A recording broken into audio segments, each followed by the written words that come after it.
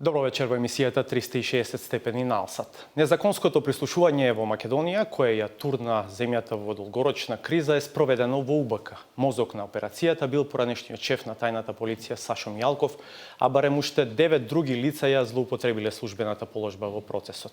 Без судска наредба од 2008 година до лани со државна опрема следеле најмалку 5827 телефонски броеви. Иако во помал обем, незаконското прислушување продолжило и годинава. Ова се само дел од фактите презентирани од специјалното јавно обвинителство во врска со нивната нова истрага Таргет. На новата истрага на СЈО, но и на одложувањето на почетокот на судскиот процес за Груевски уште 13 мина за насилството пред општина Центар, како и на случајот со дивоградбата на председателот на Кривичниот суд Владимир Панчевски, ќе се осврнеме во интервјуто со градоначалникот на Центар Андреј Жерновски. И содржината на прислушуваните разговори е тема на вечерашното наше издание. Со академик Виктор Фридман, признат американски лингвист и славист, ќе зборуваме за неговата анализа на јазикот во така наречените бомби, која опфаќа околу 130.000 збора. Според Фридман, тоа е јазичен корпус кој дава голем број заклучоци за говорот на современата македонска елита, која сака барок, а користи разговорен јазик полн со турцизми и пцости. Кон крајот и вечерва ќе објавиме нова саботажа. Бидете со нас. Прво ќе го видите интервјуто со градоначалникот Жерновски, а потоа и разговорот за бомбите со академик Фридман.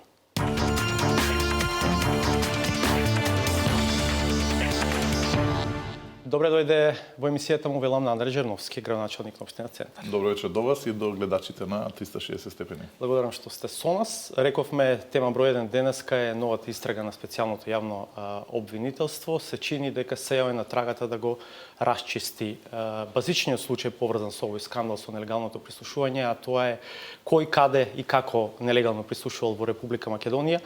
Вие сте политичар кој што е долго на сцената. Како го коментирате овој прес на СЈО денеска? Денеска добивме официјална потврдено на што го знаевме, а тоа е кој прислушкувал, каде прислушкувал и за кои цели. Што значи дека падна во вода сите објаснувања на владата дека се работи за странски служби, дека се работи за жолти комбиња, дека се работи за сечени, лепени, монтирани материјали. Сега веќе на јавност е сосема јасно дека се оригинални снимките, дека прислушувањето се вршило во таа институција и очекуваме се разбира ова да биде почеток на една разрешница, а тоа е да одговарат оние кои што го нарача и кои што го правеа ова прислушување. Ако сакаме низ чисто легален аспект да го гледаме целиот процес, ова е сепак само истрага. Ќе треба СЈО да го унапреди овој процес до ниво на обвинение, па евентуално ни судски процес се тоа да се докаже. Па во таа смисла вие некако премногу, како да кажам, категорично тргнувате во констатацијата дека е расчистен случај. Не кажам дека расчистен, кажам дека мене и на најголемиот број на граѓани, но оние што сакат реално да гледат со отворени очи, им е сосема јасно што и кој како правел. Се разбира дека се тоа треба да има судска разрешница, на крајот не да го повторам тоа што сум го кажал неколку пати, а тоа дека без една судска разрешница ние не можеме да имаме крајнова политичка криза, затоа што не може да се одблокира ова состојба, не може да има Македонија, не може да имаме крајнова криза ако не одговарат луѓето за сето она што го направи. Дали вие сте меѓу овие 5827 најмалку толку телефонски броеви кои што биле слушани? Да, нели уште при самото објавување на бомбите отидовме неколку политичари, Шекеринска, Пендаровски, Тито Петковски, јас ги предадовме материјалите во обвинителството, каде што беа дадени нашите разговори. Од тогаш нема ништо. Имате сознание колкав период вашиот телефон бил ставен на слушање? Па имав можност да ги слушам сите разговори што се прислушувани. Точно не знам од кој период е тоа правено, меѓутоа знам дека сум бил прислушан. Не е тоа изненадување и не сум сам, уште многу други се прислушувани.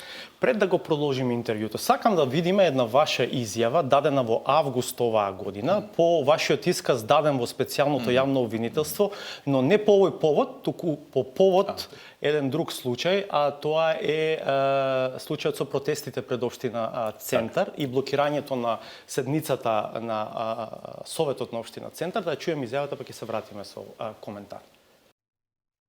Денес уште повеќе верувам дека правдата ќе ги стигне сите. Треба да одговарат не само криминалците, туку треба да одговарат и насилниците. Очигледен пример за такво нешто е Никола Гуриевски, кој што изфрустиран од измамниот пораз во општина Центар, од позиција на премиер нарачува демолирање на општина која што тој момент е под раководство на опозицијата и нарачува шамари и физичка пресметка со мене. Тоа е едно од најгрозните вистини за него кои што ги дознаваме од прислушуваните материјали. Од тие материјали можеме да увидиме дека станува збор не само за криминалец, туку и за насилник и за кукавица. За таквите како Груевски не име местото во политиката, за таквите како него местото име во поправни установи, а од ова што го слушнавме и во здравствени установи. На крај сакам нешто директно да му порачам на Груевски.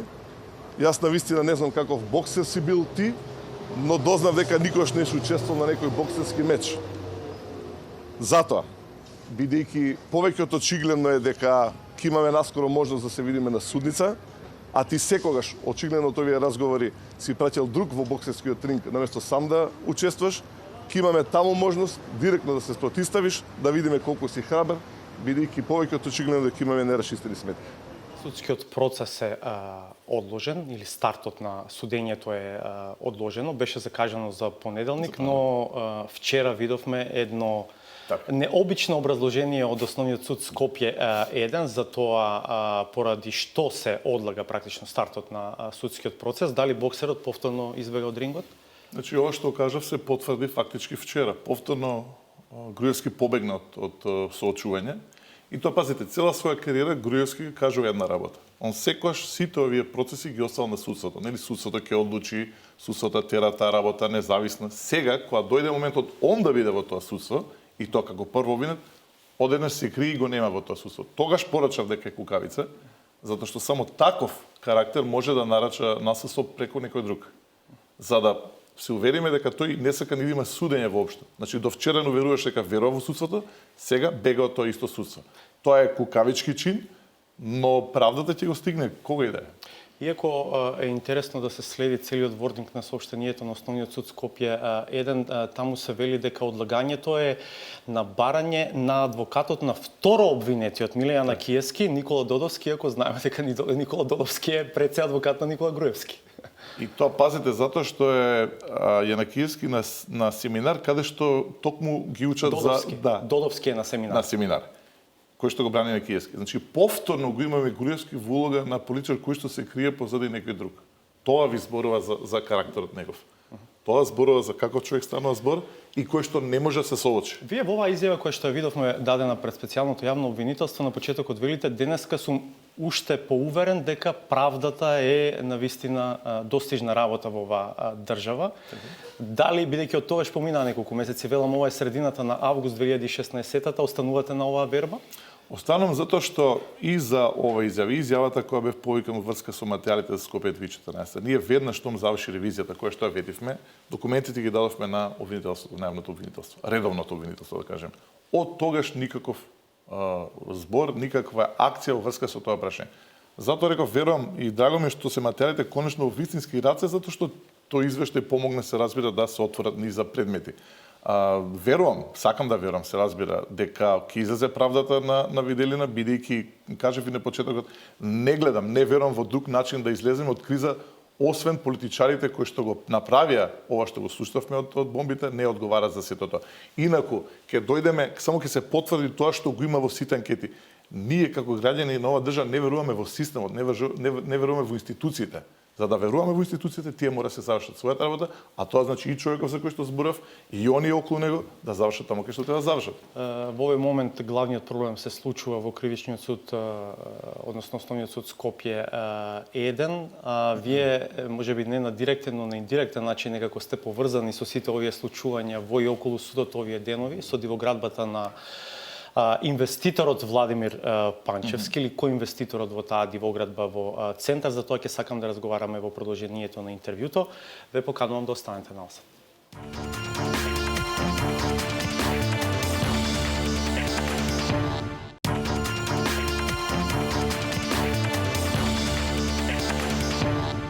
Продолжува емисијата 360 степени во студиото Андреј Жерновски, градоначалник на општина Центар, во продолжението на разговорот за случајот со дивоградбата на Владимир Панчевски. Во исто време, освен кој инвеститор во таа градба и председател на Кривичниот суд Скопје 1, Вие како општина вчера соопштивте дека сте постапиле по барањата на комисијата која што решава во втор степен, кои што патем, како што велите, биле главно процедурални, и барате од инвеститорите во рок од 15 дена самите да ги урнат спорните катови на таа градба, или велите во спротивно 16-тиот ден ќе пристапите кон, како го викате вие, административно извршување.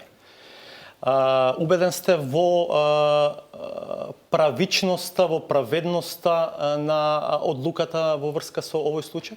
Да не бев убеден, немаше воопшто ни да постапиме. Значи, тврдам дека ова е еден од најјасните предмети кои што досега сме ги имале од овој тип во општина Центар. Се работи за класичен случај на дивоградба. Од сите изјави кои што ги следев на господин Панчевски, ниту еднаш не демантира дека се работи за дивоградба. Он има добиен документ одобрение за реконструкција. И тоа јасно пишува кој што не може да го надмине габаритот на објектот. Отиде со дивоградба кој што е сериозен прекршок и за тоа треба да се одговара. Именно друго прашање кое што се провлекува, ама некако во позадина. Ние живееме во една држава каде што првиот човек на кривичниот суд, значи председателот на основниот суд, еден, почнува дивоградба во центарот на главниот град. Ако сакате, на 20 метри од Министерството за правда. Кој е тоа чувство, кој е таа силина, кој е таа ароганција кога смета тој човек дека може тоа се прави? И која е пораката до сите граѓани во Република Македонија? Господин Панчевски, повеќе пати сме го канале да биде дел од овој форум, за жал многу пати не одбива и не сака да учествува во емисијата, така беше и во пресрет на ова издание. Неговата реакција вчера е во форма на прашање до вас, зошто прво општина Центар ги известува медиумите, а не инвеститорите, ако веќе донела некакво решение, дека тоа е, велат, од правен аспект неприфатливо ваше однесување. Може он колку сака да бара во процедурите спас, но нема да го најде затоа што е свесен што направил. И пак ќе кажам, ниту еднаш не го демонтираше сето тоа. Зашто го направил, како го направил, не е наша работа, грешката е направена и за тоа ќе се одговара. Јас имам едно логично прашање, дозволете, господине Жерновски, мислам дека и јавноста си го поставува. Како воопшто инспекцијата во општина Центар и општина Центар дозволија воопшто да никнат тие два ката нелегално, а да не бидат забележани? Така, значи, внимајте, во целиот тој потек се прават реконструкциите на фасадите во барок стил. И сите се покриени со таа мрежа и со скелето каде што се работи. Он добивајќи го документот за реконструкција, под закрилата на тоа почва дивоградба. Така да тоа воопшто не може да се забележи, затоа што кога одат инспекторите, одат да видат за каква интервенција се работи. Подоцна се констатира и сето тоа се казнува. Така да, доколку не го изврши сето, он на крајот на криштата, уште едно прашање. Дали сте видели инвеститор сам да почне да го руши објектот да не е виновен? Моментот кога почна да го руши она што е дивоградба, он самиот си призна дека сме право. Имало ли воопшто обиди за пазарење меѓу вас и Панчевски, бидејќи тој извести за една средба дека сте имале на која што нешто сте разговарале? Значи, јас се знам со една од инвеститорите, веројатно е братучетка. Прифатив средбата, прифатив за 24 часа. Дојде и он и му кажав дека се работи за грешка, дека се работи за нешто што ќе мора сами да го санират. И дека, да не звучам сега пролашки, дека законите за сите важат. Реков, и сега ќе потенцирам, даден е рок сам да го отстрани објектот. Не сакам ниту некој општен центар, медиуми, циркус, па да се донесе некоја, или да се изведе некоја политичка поента и така натаму нишка во сето тоа. Даден рок, доколку не се испочитува, ќе мора да биде срушено од нас. И при првото ваше решение и сега при второто, некако како да кажам, како условен рефлекс, доаѓаат реакциите на редовното обвинителство со контра некакви акции. Контра општината, луѓе од општината и така натаму. Првиот пат редовното обвинителство упадна со истражители, одзема делот, предпоставам, од оваа документација и беше побарена мерка на предпазливост за инспекторката да не постапува веќе по тој предмет.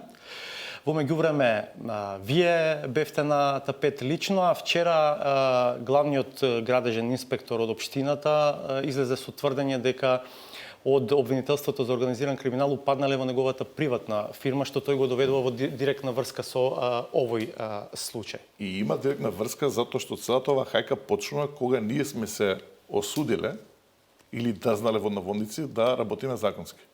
Значи, само затоа што постапуваме законски, затоа што не ги делиме граѓаните на посебна категорија и обична категорија, туку законот важи за сите, почнува ова освет. Истиот ден кога го донесовме решението за рушење на дивоградбата, ист момент е покрената кривична пријава против мене во обвинителството. И на вторите да се појавам за предмет кој што е започнат 2011 година, а 2013 пред да дојдам на позиција градоначелник, од претходниот градоначелник е одбиена како неоснован. Значи еден банален предмет, бито притисокот е тука и добив токму вчера обавестување дека треба да се појавам сега пред јавното обвинителство.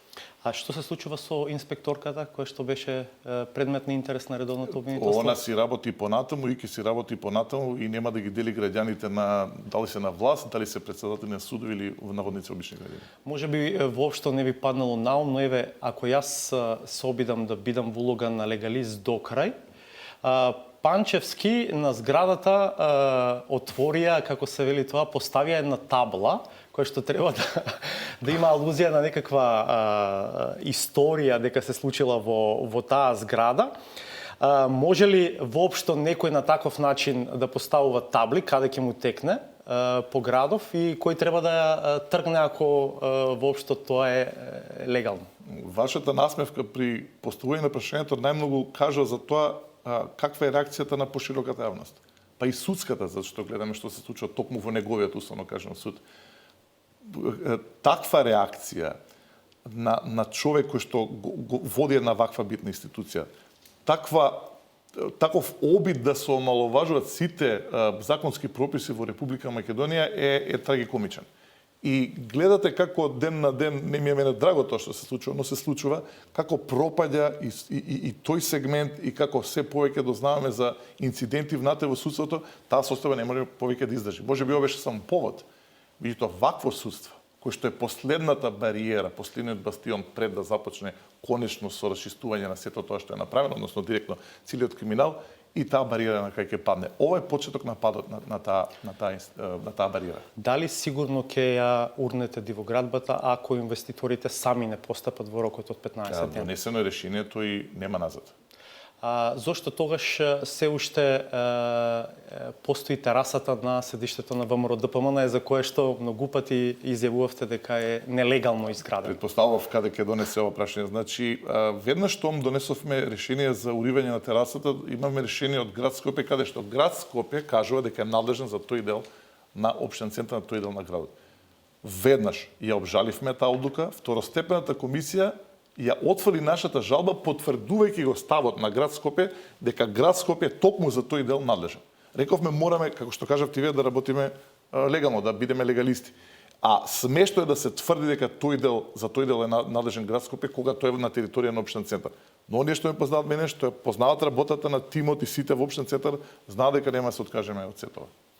Добро, имам сигурно уште редица прашања поврзани со политичката состојба, но јас би застанал тука. Ви благодарам многу што вечера бевте гостин во 360 степени. На поканата.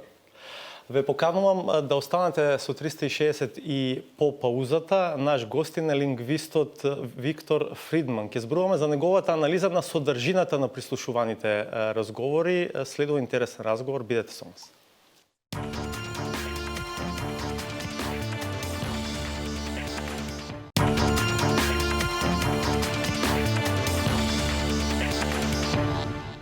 Еден од настаните што деновиве го привлече вниманието на јавноста е јазичната анализа на објавените прислушувани разговори, така наречените бомби, што ја направи познатиот лингвист и славист од Соединетите Американски држави Виктор Фридман.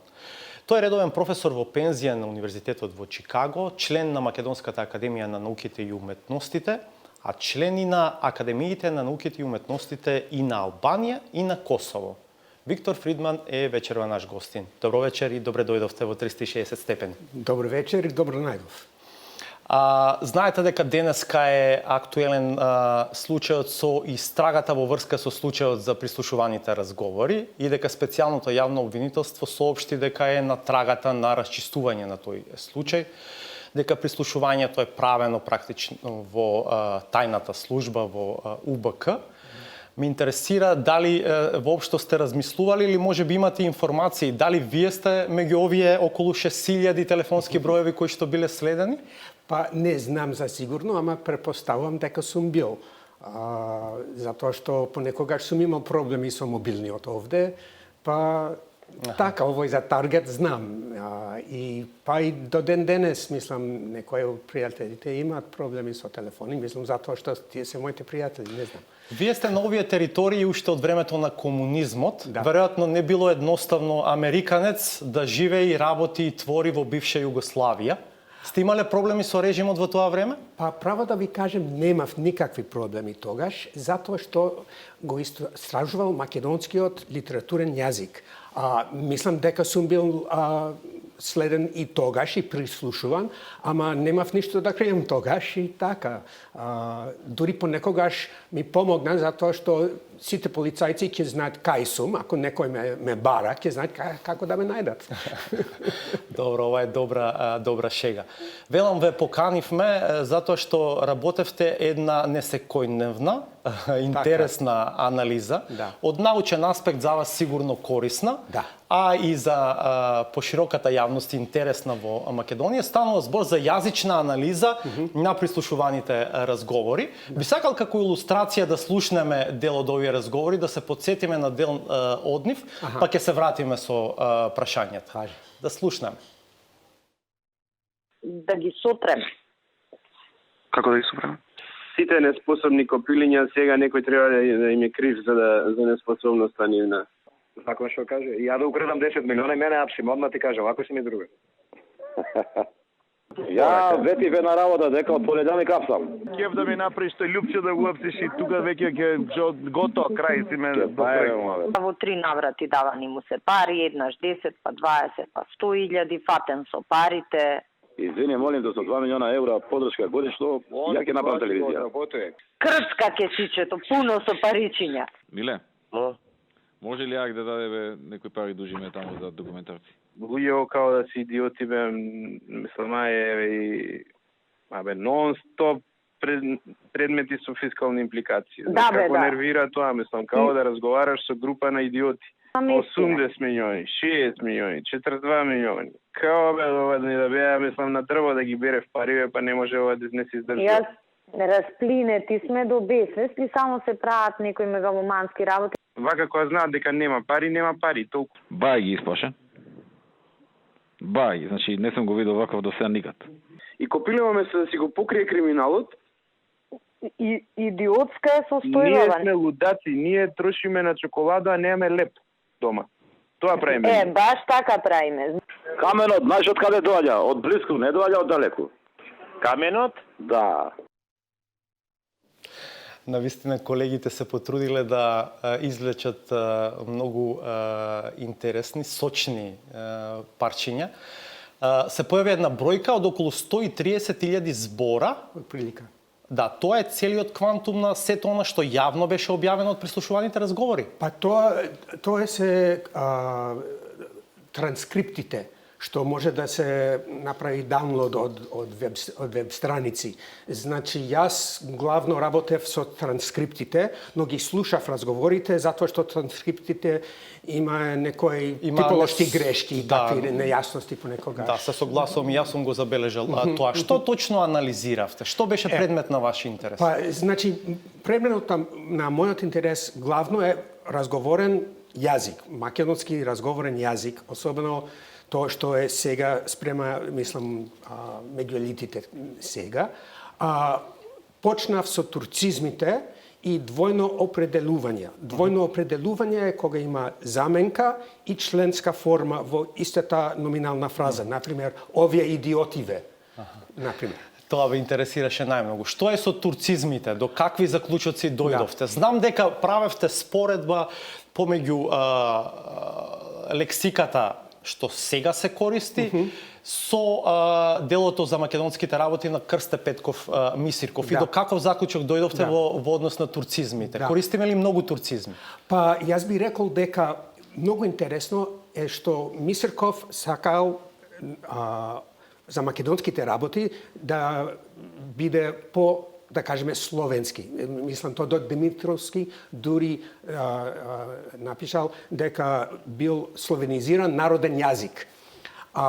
Сега во бомбите има отприлика истиот процент од турцизми.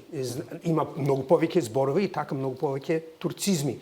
Но можеме да кажеме дека проектот на отстранување на турцизмите од кодификаторите на македонскиот јазик после Втората светска војна до неколку степен успеал. А што е со србизмите? Бидејќи оваа територија, овој дел од Македонија беше 45 години дел од заедничката југословенска држава. Имаше силно српско влијание. Како стојат србизмите наспрема турцизмите? Не сум ги рачунал сега и тоа е многу покомпликувано затоа што северните скопски говори се слични на јужните српски говори, например пишује, рука, пут и такви изрази. Тоа може да се каже дека се србизми, но исто така се северномакедонизми. И така со србизмите не е толку лесно се разликува од турцизмите, да кажеме, и ова се уште е за истражување. И кои се зборовите шампиони меѓу турцизмите? Да, во првото место е ајде. Ама тоа е затоа што е разговор. На второ место ама, што е многу почест од колку што но во разговорот. Значи тоа е разговорен. На трето место ај од ајде мислам, а потоа пари. 110 пати. Да. И некој исто така извести од овој настан дека исто така во честа употреба е и зборот апси, уапси. Да, апси, уапси. Тоа е интересно што именки што дошле преку турски се доста чести, а глаголи се многу ретки, што е многу интересна појава, затоа што иначе во обичниот јазик глаголи се на второ место после именките. И што правиме? Ние во разговорниот јазик зборуваме со безглаголски реченици? Не, има повеќе, мислам, наместо да кажеме угрсу злаиса, ќе вели учи или нешто овако. Значи има многу глаголи кои што сега не се потребува. Од турски, мислам, од турскиот. Но баш апси, уапси се употребува 13 пати во бомбите, и тоа е најчесто од глаголите. До каков генерален заклучок доаѓате? Каков јазик употребува ова актуелна македонска политичка елита?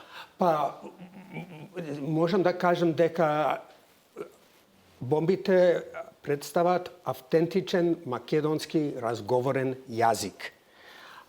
За мене е интересно каков е разговорен јазик во Македонија.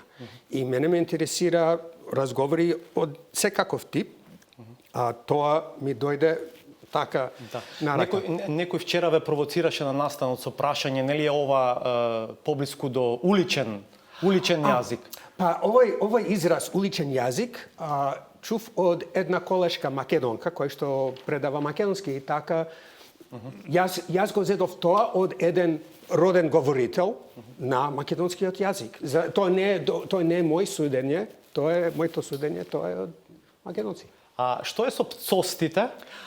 Пцоците се фантастично интересни, многу ги сакам и сум ги проучил пцости од детството. Јас имав збирка на пцости во 200 јазика како дете. Значи тие ви се пасија. Многу се интересни. А овој најгрдниот глагол во македонскиот јазик е многу стар. Тој оди се до индоевропскиот корен еб, кој што се чува само во словенските јазици, во сите други се заменети. Во старогрчки имаме ој пос, ама во новогрчки имаме гамо, тоа што е од ефамизам. Со тој глагол, кога е со објект може да биде определена или неопределена, може да има форма мајка, маме, матери и така натаму.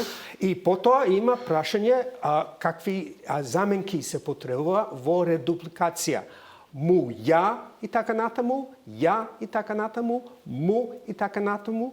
Дали во прво лице, второ лице, дали субјунктив и така, тие се фантастично интересни.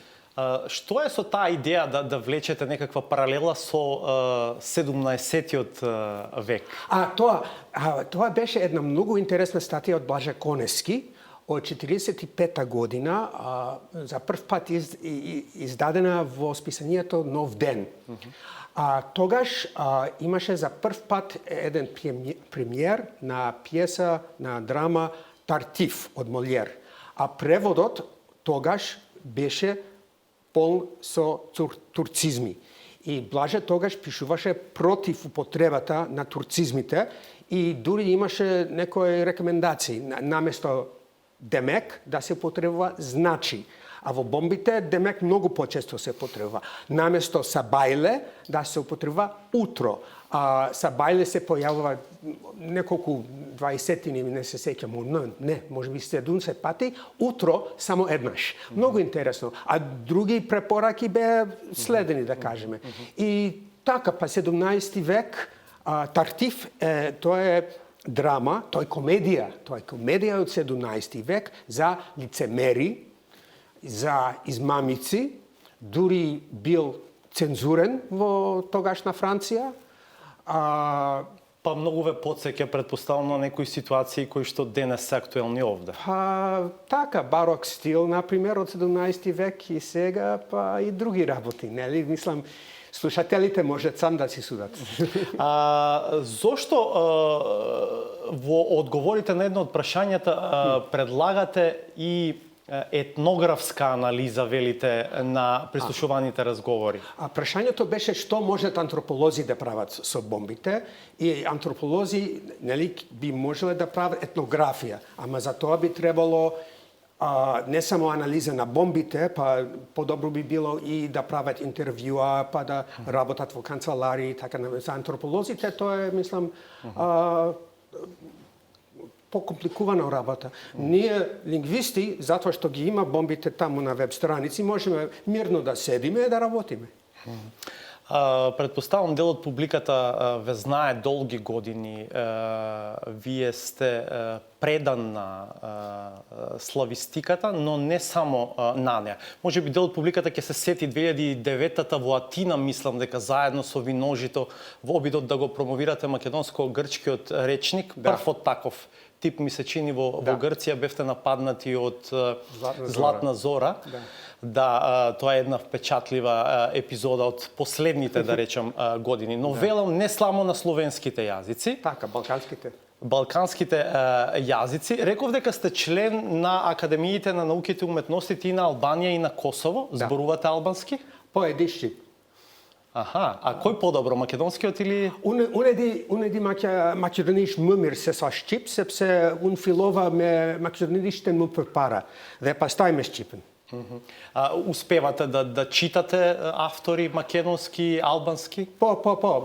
Имате омилени автори? По македоништен Стале Попов, па еде Румена Бужаровска исто така, по Шчипен Шкримтарот му те вјетра, Фајконица, Фаноли, сами да наим фрашери, а што?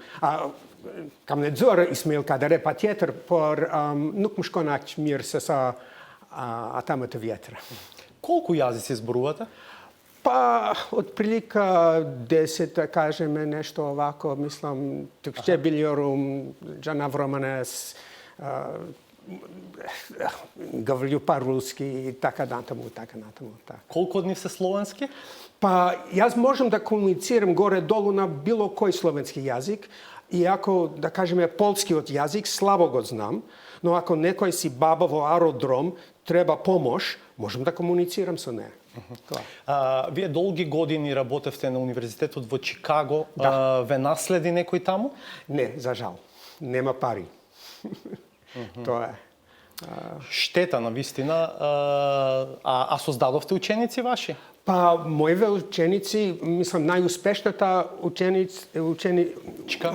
ученичка беше Кристина Крамер во Университетот Торонто. И тогаш предава во Северна Каролина.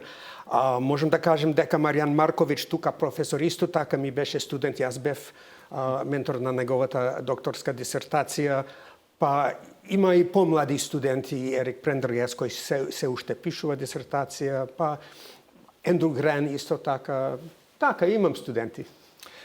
Пред да ви се заблагодарам за учеството, само да ве прашам, ќе продолжите анализата на прислушуваните разговори? Апсолутно да. Тоа е фантастично. Сега во кои насоки ќе одите? Па можеби со удвојување на објектот.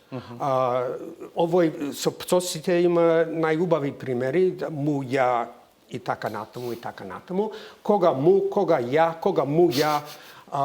И во други контексти има такви прашања.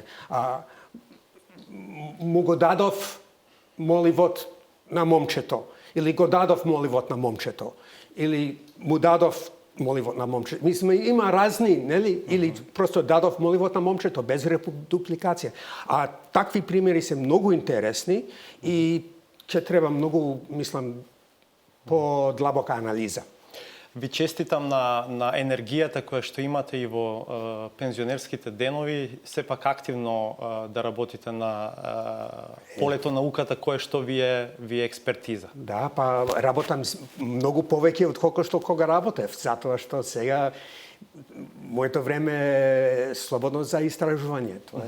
Каде ја правевте анализата на прислушуваните разговори? Прислушуваните. Па јас бев во Австралија на посета на истражувачки центар и тогаш има време, слободно време да ги земам. Но анализата на турцизмите правев баш сега кога бев тука во Скопје. Сега сте неколку месеци овде? Да. Аха.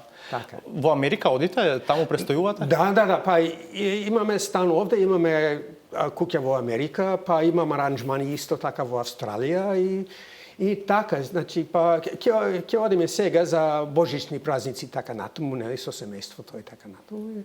Тоа. Ќе гласате на избори? Да. Да, имате пасош, нели, македонски? Да, имам. Добро, а гласавте на американските избори? Да. Добро, не ве прашувам ништо за тоа. Па не се срамам, гласав за Клинтон, немаше избор. Ама што да правиме? А сега ве вознемирува исходот од изборите? Па да, тоа е страшна работа, нели? Мислам луѓе овде не се свесни што се случува сега во Америка. Во колештите, во грачињата, например, Ан Арбор, кој што е Мишиган, каде што има универзитет, сега стават свастика на синагога. Сега им закануваат на муслиманите и така натаму. Мислам, ужасна ситуација. Ужасна. Да се надеваме дека по оваа, да речем, по овој првичен период, дека овие работи ќе запрати, дека бродот ќе заплови во помирни води. Да се надеваме. Ишала. Одлично за крај на овој наш разговор. Благодарам уште еднаш што бевте вечерва со нас. Благодарам и на вас. Јас ве поканувам сега заедно да ја одгледаме саботажата на Сречко Поповски.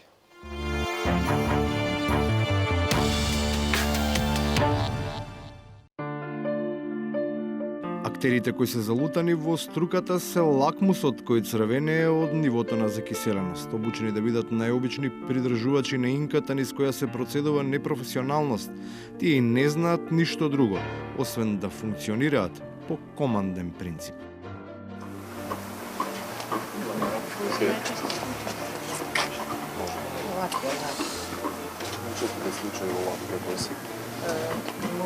За прекршување на правата. Таквото однесување во кое извршителот е само продолжена рака на нарачателот делува поттикнувачки за сите кои очекуваат сличен третман и ниво на комуникација, па се фрапирани кога наместо со диктат ќе се соочат со слободна тема. Господине Здравјовски, дали го штитите председателот на сличните? Не штитам никого. Научите се малце на култура, ова не е новинарство вие штитите. Тоа е тоа што треба да се прави кога на професионалната раскрсница знакот на првенство го има јавноста, а не политиката која за волја на вистината е толку непријатен на ангажман за копирачите на лидеровите духовити вербални екзибиции, кои освен на тестот паѓаат и на полагањето на полигон, бидејќи смислата за хумор им е исто толку погрешно паркирана, колку што по сопствено признание име и велосипедот. Метак надвор и тука соседот. Вика, дојди, комшија, нешто да ти кажам, тука сакам на страна. Мене мрак, пошто човеков два пати ми кажува да не го паркирам од страна таму, точакот ќе ми го дигнат. Викам, гарант ми го дигнале, сака да ми каже дека завршила работа. ме фаќа за рака, вика, види, мириса ова. Што мириса? А вика, мириса, ќе имате избори годинава, еј. Овие трето за четврто опојнини дугави штосови за отворениот соседски пристап се потполно различни од илегалниот начин на действување, кој го практикуваат токму оние од чии усти тече досетливоста. Па нивните членови се тие што без скрупули им го компромитираат и онака здодевниот виц. Скриена камера. Може искриено тука од овој мафијашов. Велегруевски. Кој Велегруевски? Па градоначалникот на општина наша. Он му понудил? Па тие скришно работат, ни те прашува, иако сум ја во партија, ни те прашува кој си, што си, дали сакаш, дали нечеш. Тие се работат тајно, скриено. Нема отворено они. Оваа мала диверзија не ги обеспокојува затоа што тие се затворени во својот внатрешен круг, во кој животот, речи си, и не е во допир со реалноста. Убав повод, позитивни луѓе, модерна бина, многу енергија. Што да ви кажам? Поводот е лош, оти првооделенците немаат грејење. Родителите се лути и негативни, бина кој знае дали воопшто има, а камоли модерна. Ама за тоа, енергијата која политиката ја пренесува врз директорите е толку голема, што тие не признаваат дека децата се мрзнат. Меѓутоа, за да створиме ние една добра клима, добра атмосфера во самата училница, имаме и додатно грејење. И на крајот, непогрешливо точната диагноза на постојано погрешливиот. Без компас крштапме од патот. Ниту компас не помага ако ориентирот е искривен. Тогаш и од прав пат се скршнува. Заврши уште едно издание на емисијата 360 степени. Благодарам што бевте со нас. Повторно се гледаме в понеделник од 22:30. Пријатно.